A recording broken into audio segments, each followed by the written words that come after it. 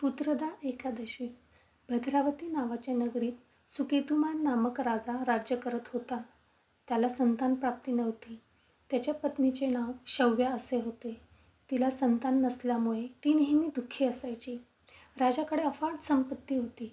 धन, हत्ती, घोडे, धान्य सगळे होते.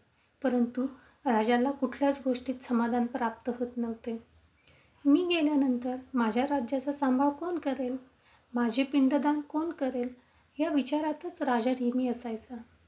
मुलगा नसल्यामुळे आपण आपल्या पूर्वजांचे आणि देवाचे ऋण कसे फेडायचे याचा विचार राजा करायचा. आपल्याला संतान व्हायला हवी असे राजाला नेहमी वाटायचे. त्यासाठी काहीतरी प्रयत्न करायला हवे असे राजाला सारखे वाटत. या विचारात राजा नेहमीच असायचा.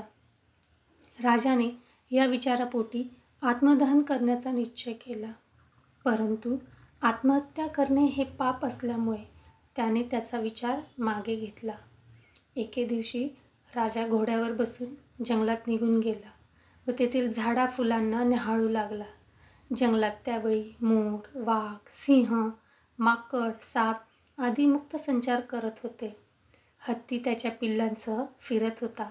राजाला जंगलात येऊन बराच कालावधी होऊन देखील घरी परत जाण्याचे नाव घेत नव्हता. जंगलातील दृश्य पाहून तो विचार करत होता. मी आजपर्यंत यज्ञ केले, ब्राह्मण देवताला भोजन करून तृप्त केले, तरीही माझ्या वाट्याला दुःखच का आले असावे? विचारात मग्न असलेल्या राजाला पाण्याची तहान लागली. राजा इकडे तिकडे पाण्याचा शोध घेऊ लागला. थोड्याच अंतरावर राजाला एक सरोवर दिसले. त्या सरोवरात सुंदर कमळ उमललेले होते. हंस व मगर विहार करत होते. सरोवराच्या चहूबाजूंनी ऋषींचा आश्रम होता. त्याचवेळी राजाचा उजवा डोळा फडफडायला लागला.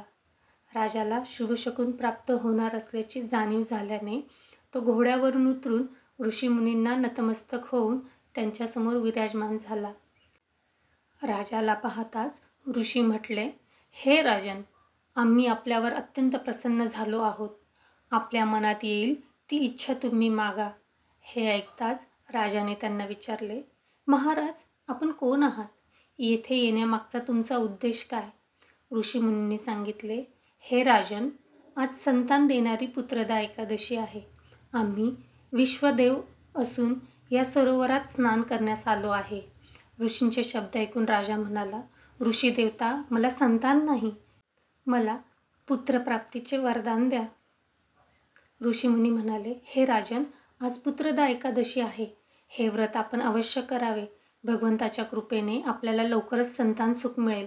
ऋषीमुनींचे वाक्य ऐकून राजाने त्या दिवशी एकादशीचे व्रत केले व द्वादशीला या व्रताचे उद्यापन केले. ऋषीमुनींना दंडवत करून राजा महालात परतला. काही दिवसातच राणीला दिवस गेले. 9 महिन्यानंतर राजाच्या घरी मुलाने जन्म घेतला. व्हिडिओ आवडल्यास चॅनलला लाईक आणि सबस्क्राईब करा.